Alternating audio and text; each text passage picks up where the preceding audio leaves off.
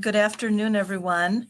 I want to begin by thanking you all for being here with us today. If the clicker in the upper right-hand corner of my screen is accurate, we've got 83, 84 now of you who've joined us. And we're really honored that you've selected our session to attend, and we're honored to be here with you to share a little bit about the transformative work we've been doing on our campus at the University of Michigan over the last 16 to 18 months. As we know that, like all of you on campuses large and small across the country that are part of this conference today, we're all on a journey in our work. And we're striving to be as responsive as we can to the enormous needs in our campus communities. These needs clearly existed prior to the COVID pandemic. But they have been exacerbated by the global pandemic and the parallel public health threat of institutionalized racism. And so we know you're struggling with all of this too. And so we're excited to share some of the work that we've been doing and also to engage in a learning process with you, because at the end of the presentation, we're going to have some time for you to ask questions and share information or similar work that you might be doing that could inform all of us. So I'm going to introduce myself and my co-presenters, and we're going to get started. My name is Laura Blake Jones, and I have the honor of serving as the Dean of Students at the University of Michigan. I use she, her pronouns. And in terms of my other co-presenters, first, I would like to introduce Dr. Amy Dittmar, who is our Senior Vice Provost for Academic and Budgetary Affairs. She also uses she, her pronouns. Next, it's Mary Jo Desprez, our Director of Wolverine Wellness, which is part of our University Health Service, and she also uses she and her pronouns. HeatherGuenther, who serves as our Communications Director in Student Life, who also uses she and her pronouns. Will Sherry, who serves as our Interim Director of Strategic Initiatives inside Student Life, and also the Director of our Spectrum Center, and he uses he and him pronouns. And then Todd Sevig, who may be a familiar face to many of you. I believe he has been in other presentations on the conference already. Todd uses he and him pronouns and serves as our Director of CAPS, our Counseling and Psychological Services at the University of Michigan. We can go to the next slide, Heather. So I was asked to hit on the 4 learning outcomes that we have for this session today. And I'm not going to read all of this to you. You will see that we have 4 pretty large intentions in information that we're sharing. And first and foremost, you are going to hear a lot from us today about the benefits that we've experienced by adopting the Okanagan Charter as providing our true north and our strategic framework for the work that we're doing. We also are going to spend time today talking about our approaches for really launching our cross-campus initiative. That is, as you see here, the partnership that we have in student life and in academic affairs on our campus. This is really a transformative piece of what we've done over the last year and a half, which is to really cement the relationship between student life and academic affairs. And we're doing that by using a framework called Collective Impact that also, like the Okanagan Charter, undergirds our approach to this work. We're going to be sharing strategies and benchmarking that we did around our existing mental health and wellness resources, and as I know many of you are doing on your campuses, and sharing a bit about the recommendations that came about in our process and how we're being responsive and expanding what we're doing based on our campus's needs, and also on the expanding, changing dynamics of our experiences. And then finally, we're going to spend time today on building of support for your university or college's commitment to taking a comprehensive approach, and share how we've put some really strategic things in place to ensure the sustainability and the longevity and the institutionalization of our efforts. Because we know that the efforts that we undertake in any given year are only as effective as what we're able to put in place for the long haul. And Heather, you can go to that next slide. Our motivation and approach, I've already started to touch on a little bit. And you see it here in terms of wanting to be responsive to our growing and evolving student mental health needs on our campus. And the parallel imperative for us to address the impact of institutionalized racism. And then we didn't know we would be dealing, obviously, with the persistent effects of the pandemic, but that has very much been a part of this journey over the last 2 years. And the reflection and responsiveness that was required of us given the pandemic brought our campus together in ways that we have never been brought together before. And that too has benefited this work and the partnership in our approach. And by adopting the Okanagan Charter that also requires us to center identity and the future health and well-being of our planet as part of the way we think about student mental health and well-being, ensures that 3 major initiatives on our campus, which have been our DEI, Diversity, Equity, and Inclusion initiative, our carbon neutrality work, and our health and well-being efforts to be working in concert with each other and acknowledging the intersectionality of those aspects of our community and its impact on our students. And so we're going to go into more details. Amy's going to jump in here and talk to you about where we've been and how we've been proceeding, what our process has been. Other colleagues are going to talk to you about the structures and theory undergirding our effort and the structures we've put in place, and then the initial implementation of the actions that we've taken, and then the future of the work. So that's a little bit of a roadmap of where we're going, and I'll now turn it over to Amy. Great, thanks so much, Laura. It's nice to not see everyone, but know everyone, to talk to everyone about the part I'll talk about is the journey and where we started and where we ended, and then my colleagues will fill in so much of the content of the work. You can go to the next slide. So as Laura said, this is a partnership across our Office of Student Life, Dean of Students, and our health services as well, and the Provost Office. And depending on how your campus is laid out and how you work together, it may not be as unusual for you. At the University of Michigan, with over 50,000 students and being very decentralized, though we often work together, the level of the partnership that we have here is really, I think, quite transformative and something that we'll keep coming back to. And it started from early conversations across student life and the Provost Office with the academic units. You see here that Laura and I co-chaired the initial work, and we purposely had that span both into the wellness side of our house, as well as the student life, as well as into our faculty and our deans. And that was in part because that's where we were, all the places we were hearing about the concerns. We were hearing about the concerns from our faculty, from our deans, from those that are student facing in student life and working with them, and the great need for our students. So we decided to come together in this rather small group. It was primarily staff, deans, and the faculty, with then an outreach into students. So we had a significant outreach to students, but they weren't on the committee. And that was to make sure that we had a small and lean committee that would then reach out through about 144 different listening sessions. So I want to make sure it's clear that students' voices were definitely heard. You can go to the next slide. Our starting point, we really started from a place where we knew there was a mental health crisis and challenge on campus. We also knew that there had been a lot of work that had already come before us in the way of surveys and information and studies that had shown what some of the challenges had been, as well as some things that had been successful.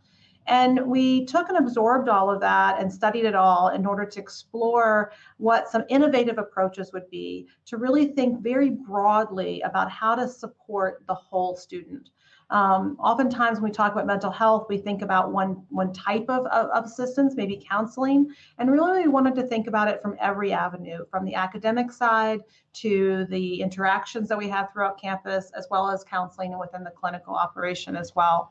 And so that breadth of the continuum of care was really a theme that we started with looking at, and you'll see in our results that that's where we came out with. And we wanted to study what we currently already had How could we build on that? How could we make it more present to our students? Because we often hear that we have a lot of resources, but people can't find them. And how could we improve and expand any gaps that we might have had and improve our effectiveness and our communications? And that was really where we started as a charge. And you'll see in our recommendations, that's where we landed on some solutions on that as well. Next slide. We'll spend most of today talking a lot about the what we're doing and how we're doing it. So I'm going to skip past the charge, and I'm going straight from charge to implementation, but you'll see what we're doing. We adopted all the recommendations of the committee. So what you see as what we're doing is what we also recommended. And so a group of us that were on that early work then moved into an implementation team. And actually, the people you're seeing here today are the implementation team. So several of us were on the initial committee, added a few more in order to kind of expand our reach and our breadth. And we're really working across campus, across different staff, faculty, and students who are engaging in the work.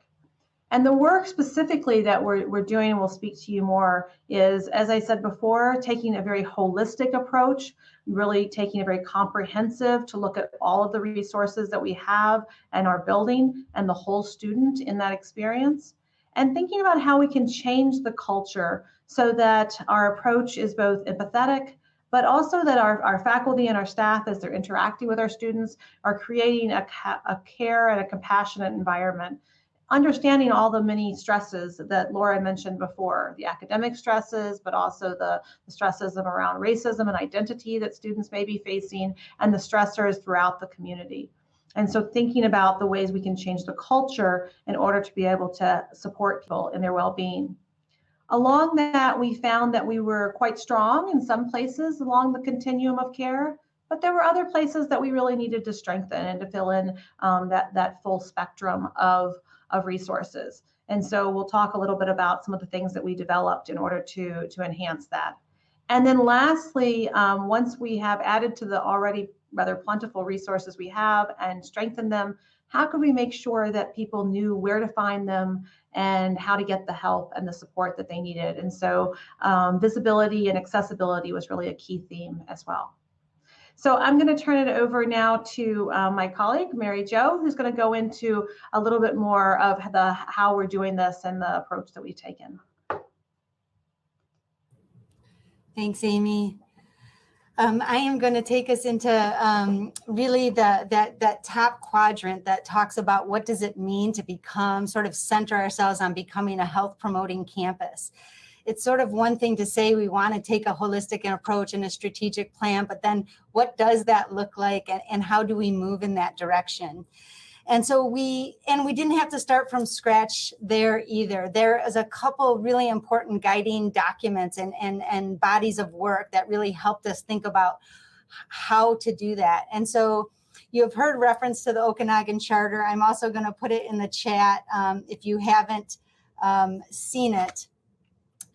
The Okanagan Charter is really a document that represents a body of work. And a couple things I'd like for you to know is that the Okanagan Charter has been around since 2015. And a couple things that are really important to note about it is that it was created, the process to create the Okanagan Charter involved over 45 countries. And so what I'm sharing with you now is not just in Michigan or in the United States, but it's really an international movement. And the other thing is that not only was it faculty, staff, researchers, administrators that really came together from these countries around the world, but also representatives from the World Health Organization, the Pan American Health Organization, and the organizations within the United Nations that have to do with educational, scientific, and cultural groups. They were all part of the creation of the Okanagan Charter.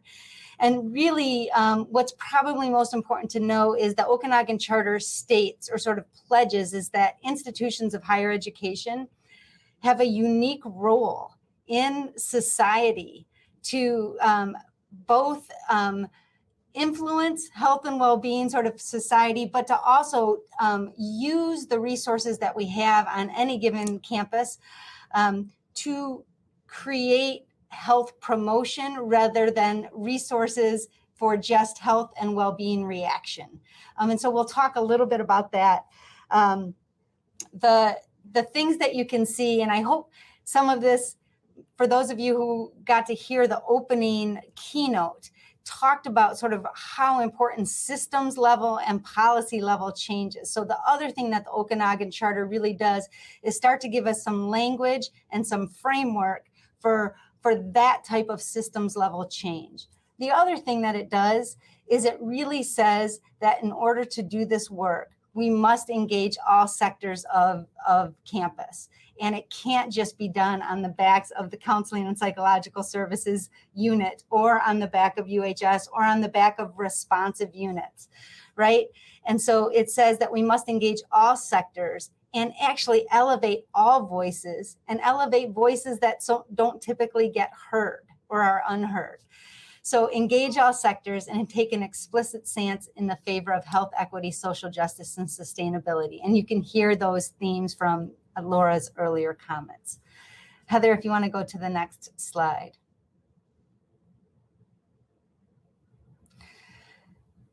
So important to note sort of the difference between the Okanagan Charter as our aspirational and guiding document and really sort of calls us to join an international effort.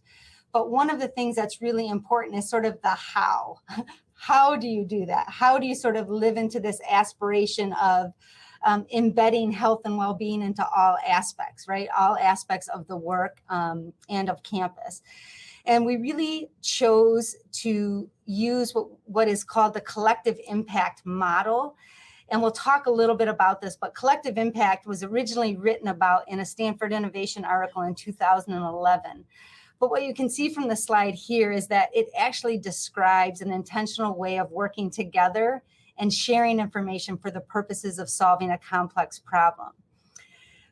And for those, I'm probably going to date myself right now by the time I tell you I've been working on a college campus 30 years. But in 30 years, I can just tell you I have sat on dozens of task force and dozens of committees and have seen and witnessed amazing work.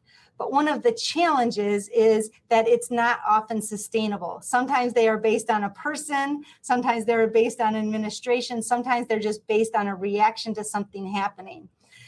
So one of the benefits of using the collective impact framework as an infrastructure is it's created and built in a sustainable way. So it is intended to solve complex problems where no single entity can do it, right? And so that's what we do. So I'm going to break that down just a little bit more so you can see sort of what this looks like in action.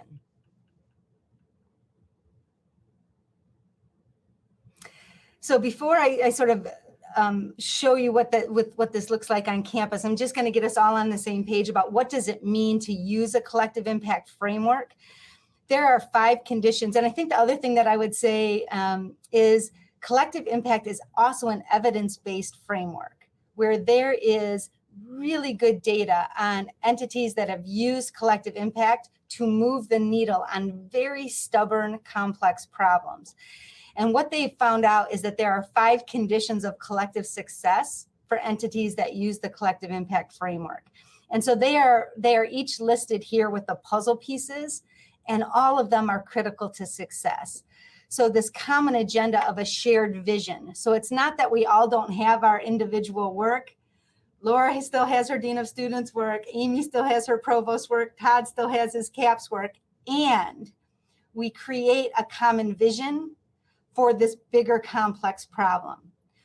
Data and shared measurements are also, do we know where sort of baseline is? And do we know what success looks like? So shared measurements is really important. Mutually reinforcing activities is when you have a common agenda, everybody can see what they can do in their spheres to get us to that point. So mutually reinforcing activities, then continuous communication. It is not by accident that HeatherGuenther is sitting here on our implementation team, because what we know for successful collective impact initiatives is that not only does there have to be constant communication sort of with campus, but constant communication within the individual entities that are moving work forward.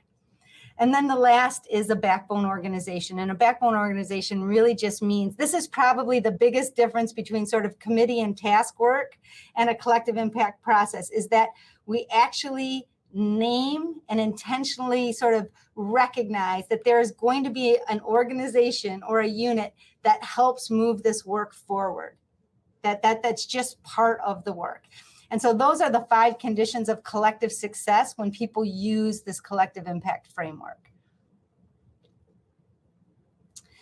So this is what it's going to look like at the University of Michigan. And I think it's really important for those of you who've done any reading on collective impact, you know that it has been used. It has been used nationally. It has been used regionally. Sometimes collective impact infrastructures are used in a state.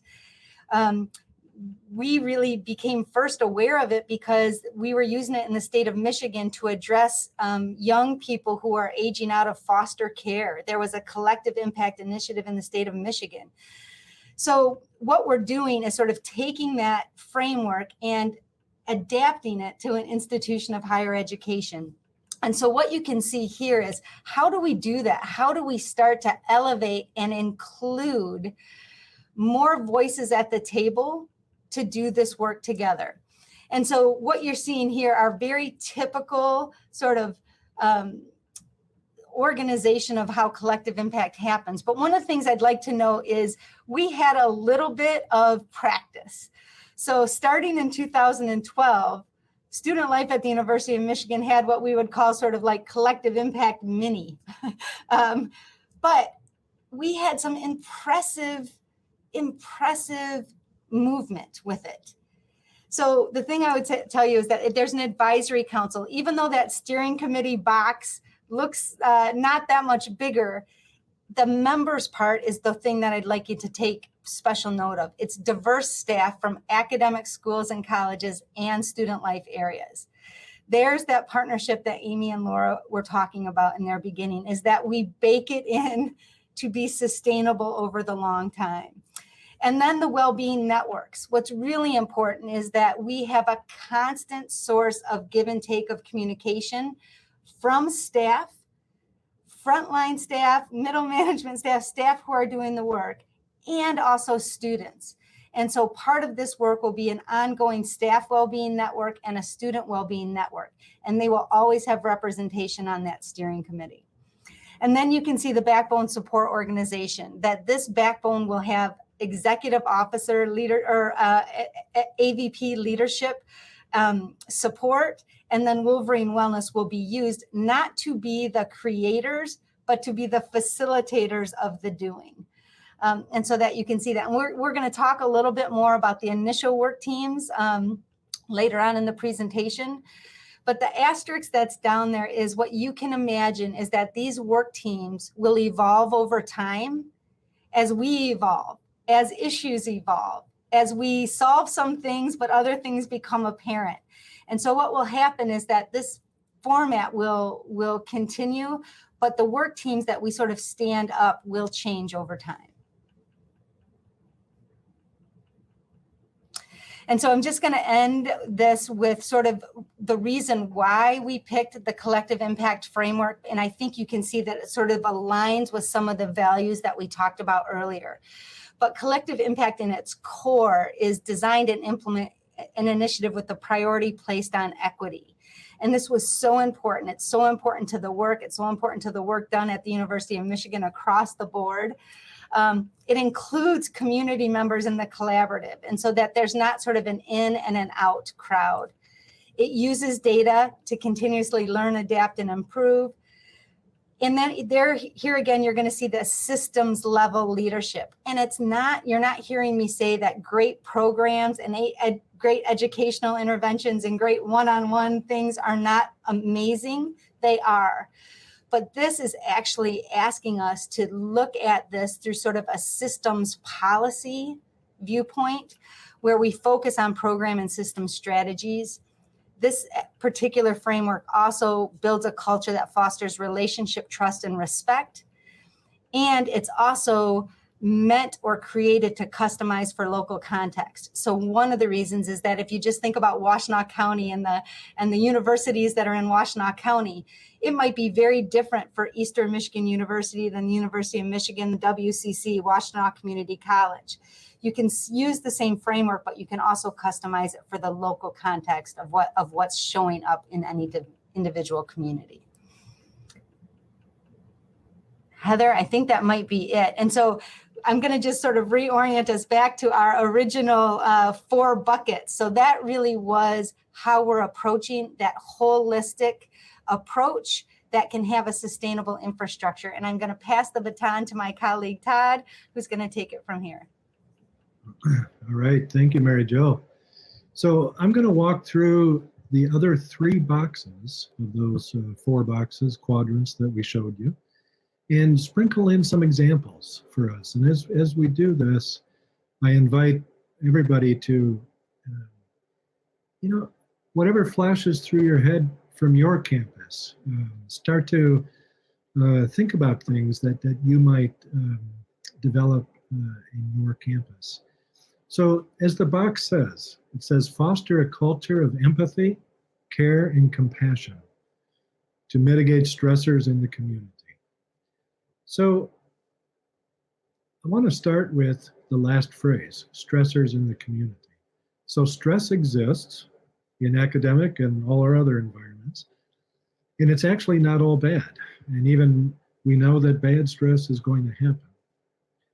The trick, and what we spent a lot of time as a committee weaving in and out and really trying to think deeply about this, the trick is to mitigate the stress, to buffer the stress, to have antidotes to the stress, and not let the stress get destructive. We want to keep it in the bell curve, so to speak, not have it be prolonged, because that's when our performance starts to suffer, and that's when our mental health starts to suffer, and that's when our sense of being, our sense of belonging, mattering, being part of the campus community starts to suffer. And that's why we have a focus on self-care, which is really more self-recharging, self-rest, finding joy in our work, and finding meaning, whether we're a student, a faculty, or staff member. And so that's the foundation. So again, it's an example of what we tried to think, not just innovative stuff and tools and products, but what do they contribute? So what? Why do we do that? So we have 3 examples here. So engaging new and continuing students through Resource Navigator program. We'll talk in a bit about how in some of our campuses, maybe more so at large universities, things can get very overwhelming fast. There's so many things, but it's a little hard sometimes to find a rhyme or reason to it. So a resource navigator, how can we help students navigate through all the resources on campus? Extending add-drop academic policies. So we have a whole work team. We'll go over the specific work teams at the end, but we have a whole work team on academic policies. What's guiding it in the connection and why it fits in this quadrant is having a compassionate and care-filled approach to academic policies. Augmenting faculty and staff capacity to support students, to refer students for help to all the resources. And we'll talk about that in a little bit. But again, the theme here is to help faculty and staff not just know a list of 10 resources, but to express that care and compassion as they let the students know about the resources. Next slide, Heather. So the next quadrant, strengthen and coordinate service offerings across the continuum of care for students. So to help think about this, we all know that mental health is something that we have, all of us, every day. We all have mental health issues when we look at it as a continuum. And that's what's changed. So like Mary Jo, I've been doing this for 30 years. In the old days, mental health issues was just that handful of students that had a bunch of problems every year. Now, given all the work that all of us have done around the country and expanded more of a public health, a population-based approach to thinking about not just mental health, but I think medical health also, physical health, but at least with mental health, we've now become much more knowledgeable. There's more language, there's more advocacy. Students are learning about mental health in middle school as well as high school. So we're more literate than we used to be.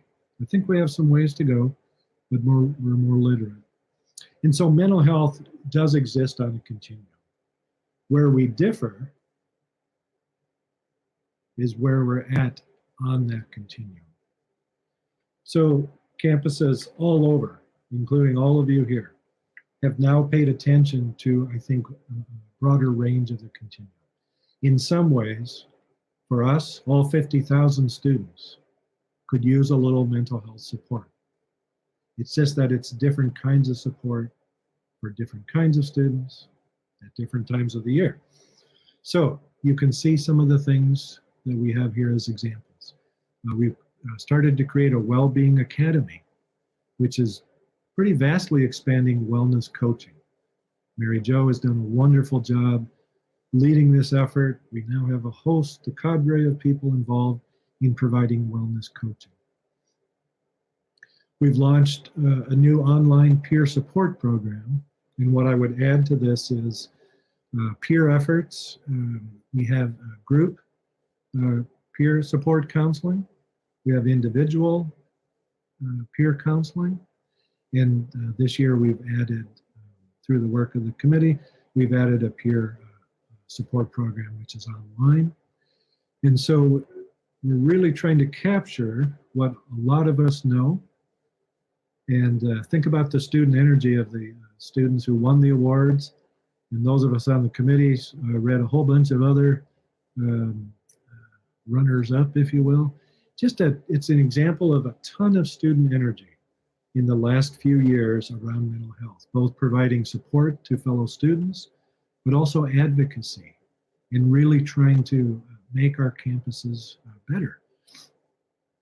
A third example, we implemented a new initial access model in the counseling center, which is designed to both help with a triage approach, obviously an intake, a first contact approach, but also an approach where we work with the student to make decisions. We're sort of like the street light, the traffic cop, where you have this going on. We have this whole host of resources. Some are in the counseling center, some are out on campus through other places. And so we can get students in this new model, we can get students in very quickly, talk about in an assessment, triage kind of way, but also then hook them up basically with resources that match their need. And it's still new for us, but I'm happy to say that we have navigated this year quite the increase in demand, but we have kept the wait time for that initial appointment very, very low. I check it every day, and it's been basically between 1 and 5 days the whole semester so far. And so, again, back to the words of the quadrant. We're trying to strengthen the resources across the whole continuum. Not every student needs or wants individual counseling. Amy alluded to it in her comments earlier, that mental health for us on our campus very quickly became more than just treatment, more than just counseling, and more than just adding more counselors to the counseling center. All right, next slide, Heather. So the last quadrant is to ensure that the wealth of resources available on campus is visible and easily accessible to students. Why is this here? So, at some of our mid-sized to large universities, there often can be a whole lot of resources, a whole lot of websites, and just a whole lot of things that we create cards and brochures and web links, and we send them out to people all the time. But really for all of us, whether we're at a small campus or a large, I think the issue is this, and why we have this as front and center in our work. That all of us, including myself, and I'm guessing for all of you, if we don't think we're going to need a resource, we're not really going to pay attention to it or take it in. And so I think a number of students, especially when they're first coming to campus, are rightly concerned with what's my class schedule, how do I get on the email, who's going to be my roommates, what building do I go to for my class. And so when if we only talk about mental health resources in that beginning phase, a lot of students, it's just too much, it's overwhelming. They hit delete, both metaphorically and literally sometimes on all these emails. So what we tried to do, and part of the innovative approach here, is to find a new way with this dual focus of having resources be visible, but not just visible in the beginning of the year or during midterms or during finals, but visible throughout the time, because you never know when a student is going to need something. And then also easy to get to, easily accessible. And so you can see some of the words, examples that we have, at least for our campus, refining and connecting existing web-based resources, but also implementing new technology-based resources that help identify activities and services tailored to particular needs or interests. And so we have some examples that are happening right now that are going to be rolled out, piloted, but the theme here is to again, not just have a whole list of things, but to help guide students through this process. I'm feeling this, or I'm experiencing this, and then match the resources, whether that is in person through any of our offices or online with some of these new technology resources. So I think I'm going to stop there and turn it over to, I believe, Will. Before we get to Will, I'm going to jump in. So Will, not quite yet. Sorry. Thank you, Todd. And to this point, my colleagues have talked a lot about the strategic infrastructure that we have built internally to ensure this work is sustainable. Part of that piece, though, to ensure that this work is supported is to also share the great work being happening across our campus. And to do that requires a strategic communications plan. And as Mary Jo alluded earlier, my participation on this implementation committee is by design and not by chance, to help ensure that we have someone who has a different lens, a different perspective through which I'm hearing this information and filtering it back to my campus community of communicators and also marketers. Obviously, this is going to look different based on the size of your community, of your campus, but I can guarantee that we, us institutional communicators, exist in some capacity on every campus, and we are here to support and help share the great work happening in every corner of the campus. And so I would encourage this group, as you're thinking about how can you adapt some of what you're hearing from this group about the process and the framework built, to simultaneously consider who are the key stakeholders and also who are your communicators that you can pull in and fold into this effort to help them understand the importance of this work, and more importantly, have a seat at the table, be able to hear as these conversations are unfolding and help shape the narrative that you're sharing. Because again, the importance of this work, it's not lost on this group. I don't have to wax poetic. You all understand, based on your roles within your campus community, the goal with communications, both internally as well as externally, but particularly internally, is helping to not only raise awareness of this institutional campus-wide effort, but it's also to raise the excitement, which again will help make people feel heard, want them to help participate in this. But also, one of the things that we have found is that as word spread across our campus, we started realizing a lot of the great work that was already happening. And we served as a platform that we could start to understand what is available, what are the resources that exist, and what are the ways that we can integrate this seamlessly from a student perspective when the time comes that they need to tap into some type of mental health or well-being resource. So again, I think it goes back to thinking about your communications institutional person and bringing them in early into these efforts, but also identifying your stakeholders and your internal champions. You saw earlier our infrastructure that we've built here at the University of Michigan.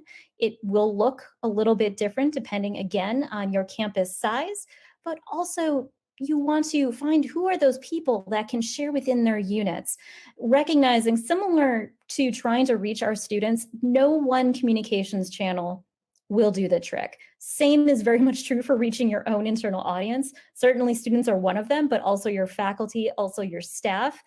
There are multiple approaches you'll have to take. It'll have to span social media, targeted emails, in-person experiences on campus. And again, our communications skill set can help in make sure that this work is being shared and continue the excitement moving forward. And with that, I will turn it over to my colleague, Will, to talk more about what that infrastructure looks like in more detail for the work teams. Hi, good afternoon. And I'm just going to share a little bit about our work teams that we have right now. A few of my colleagues have already shared and previewed some of these work teams, but also noted that, these are our initial work teams. I believe it was Laura was mentioning, these things could shift and change, or I think Mary Jo. These can shift and change that our priorities over time may change. And these initial work teams really come out of the work that was discussed earlier around the initial report. So really assessing what we have and what we're hearing are the needs, and developing teams that really integrate that partnership approach. So some things that I want to highlight about our work teams are that they have often have co-chairs that span academic and student life and other spaces on campus. That this isn't just in the leadership team or the implementation team, but this is deep within our teams.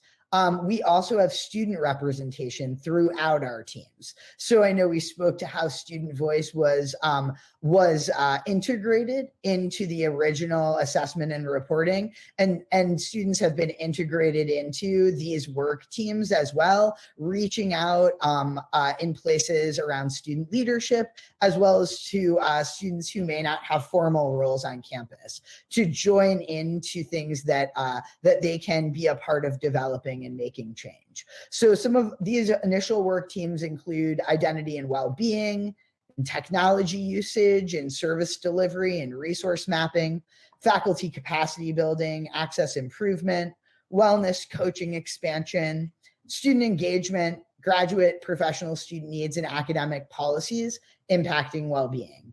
I want to highlight some things about the work teams that being a part of them, I may not have expected to be a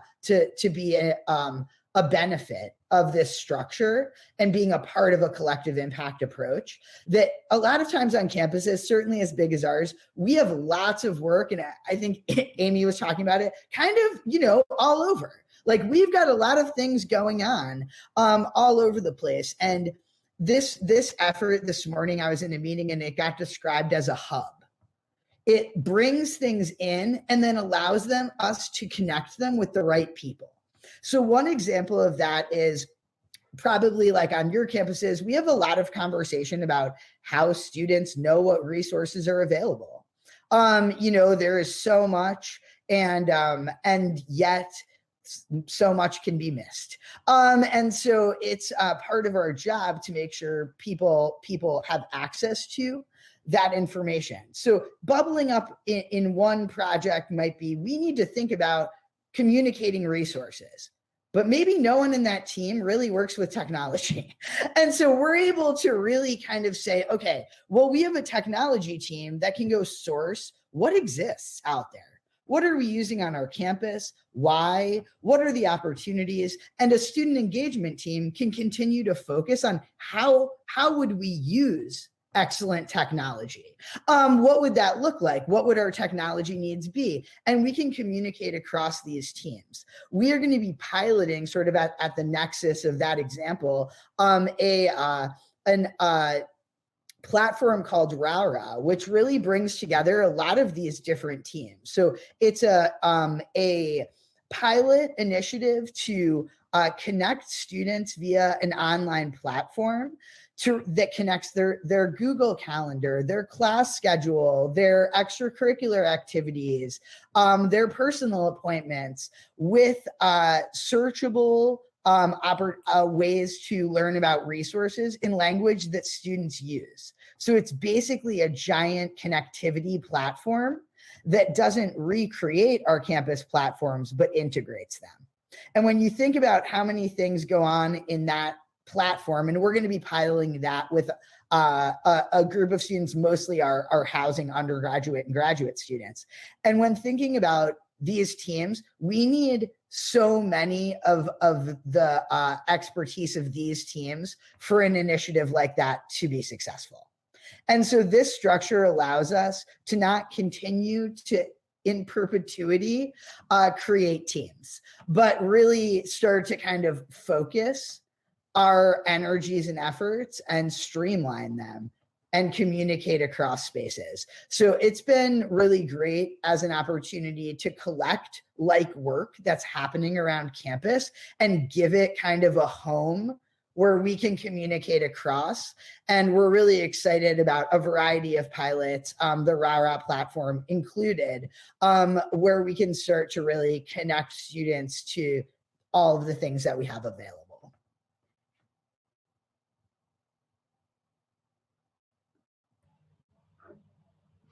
Great. Well, thanks everyone for listening to everything that we're so excited about and our plans here at the University of Michigan. I think we have about 10, 11 minutes left, and we'd really like to hear from you. If you're working, we saw one in the chat.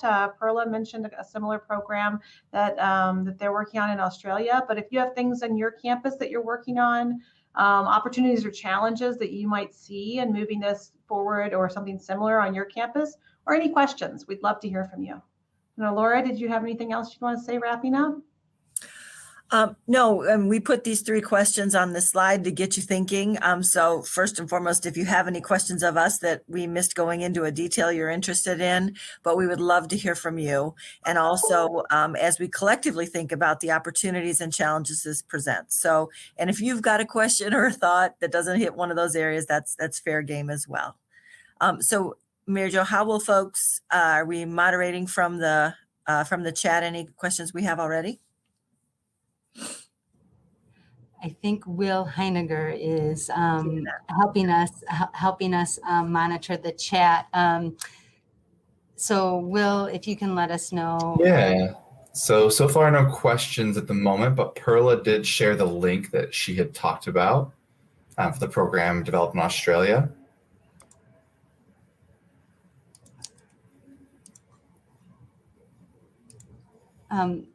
While we're waiting, I thought I might also put something else in the chat that I was going to do when I was covering my slides. But I talked about the Okanagan Charter sort of being an international effort, and there are health promoting campuses network across the world. But the United States just started their health promoting campuses network 2 years ago. And so if you are interested, that link to the U.S. Health Promoting Campuses Network is in the chat. And it is really easy to sort of get connected to that network and think about what would it mean for your institution to adopt the Okanagan Charter. 7 campuses in the United States adopted in 2021, and the University of Michigan was one of those 7, but lots of different kinds of campuses, big and small, regional, research, as of today, there are 11 more that are set to adopt this year, with more thinking about how that's going to work. And so I just wanted to make sure you had both of those resources. Thanks, Mary Jo. And we have a question in chat. So it says, formally or informally, have you measured any outcomes or otherwise evaluated any of the program/components? Whoever would like to take that. I'll start and then I might hand it over to my colleagues. So one of the things that Todd mentioned were some of the academic program changes or policy changes, the extended drop date. So we are actually in a process right now at looking at that and seeing how students chose to use that additional flexibility and in making those decisions. We actually found that there were, not surprisingly, more people dropping, but also working with students to see if that was effective and helpful to them. So you said formally or informally, I'd say it's still a little bit of both, but that'd be one place. And we're going to continue with some of the other, at least academic policies.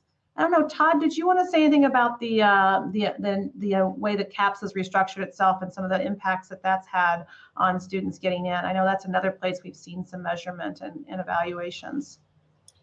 Yeah, thanks, Amy. I mentioned it somewhat quickly, but this initial access model was a fairly big departure for us, and it basically is having some staff who only work on the initial appointments, thereby freeing up the rest of the staff to do more of the ongoing appointments. So, like I said, it's still in motion, but the wait time has dropped pretty dramatically. So this semester, for instance, January, February, into March here, it's been less than 5 days, and most of the time it's been 1 to 3 days. I check every day, literally. Whereas if we hadn't had this model in place, the wait was usually 2 weeks, and sometimes it stretched into 3 weeks. So just from that one perspective, that's one way that we're measuring it. Talked about the peer online support. We're looking at simply numbers of students who are using it, but I would encourage everybody to not just stop at numbers and think more, I guess, qualitatively. So for the students who use it, how helpful was it? How did it fit with other resources on campus? So numbers are important, to be honest, because these things involve financial resources. But I think also, what we're trying to not do is just add a bunch of resources and not duplicate things, and really make sure that they're helping and doing what we think they're doing. So, Amy, if I can just add, is that as we begin sort of lifting up this collective impact infrastructure, one of those 5 categories of collective impact success was shared measurement. And so the thing I can promise is that we will really try to create a hub of shared measurement. And so some of that will be getting baseline. And as we pilot things or introduce things to really understand, did that shift the needle? And so that approach that's sort of behind that question is something that's embraced with that collective impact model.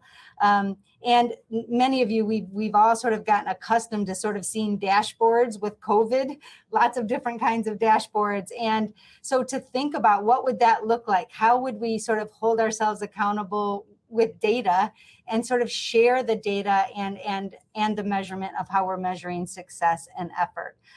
So that's also part of that approach. I'm just going to add a little bit about our Resource Navigator program, and then Todd, just want to mention there's a few questions just in the chat that are more towards CAP, so I'll pass it back to you. But just want to share what Todd had opened up conversation around the Resource Navigator program. So this is something that we initiated during sort of the height of the pandemic, and it really is founded on a pretty simple model of outreach and invitation. That assessing a lot of our programs and services and noticing a lot of what we do is, to Mary Jo's point earlier, a reaction to sort of someone saying, I have a need.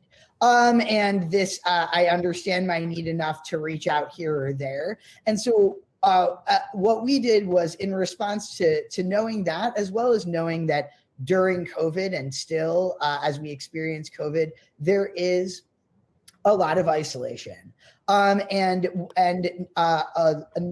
Students are looking for an institution that is showing care. And so we're going to continue the outreach work. And what we did was major outreach initiatives to all of our first year students this year, as well as working on cohorts of second year students. So for us, that's over 6,000 students that we're reaching out to and offering 15-minute navigator sessions with using about 100 plus volunteers in 15-minute sessions. And we're tracking how's that being used? How can technology help make this easier? But really trying to dig into inviting students in, making that connection as easy as possible for a student. And so we're also tracking and looking at the impact of those initiatives.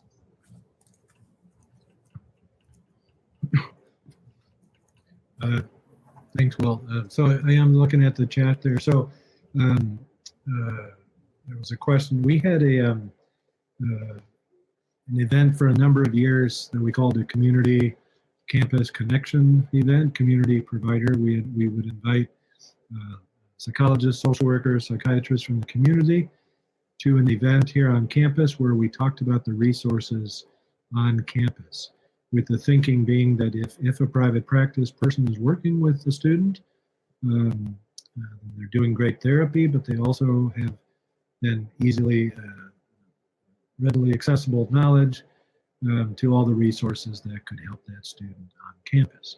And so the pandemic took a hit with that. So we are actually doing a virtual event next week, and then we'll return to having it in person next year. And for everybody who's on the program here, I would think about the relationship of a campus to the private practice community.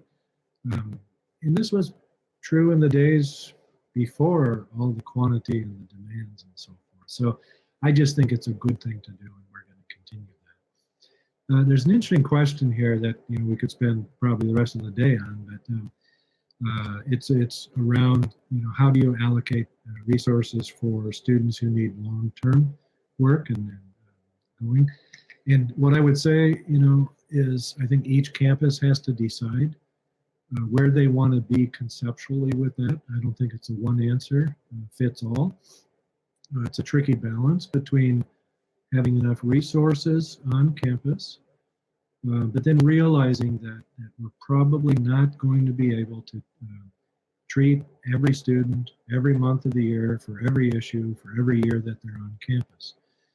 So if you start with that, then I think what I would advocate for is each campus sitting down and thinking, okay, where do we want to be? Where we have ended up is trying to have a reasonable balance of both of these. I am very fortunate, and I'm not saying it just because we're in this program, but I've said this many times over the years, that we have been very fortunate to have a lot of president and provost support to increase counselors at CAPS. And we're still working with community providers when students have needs that go way above and beyond our scope of services. So I'll stop there.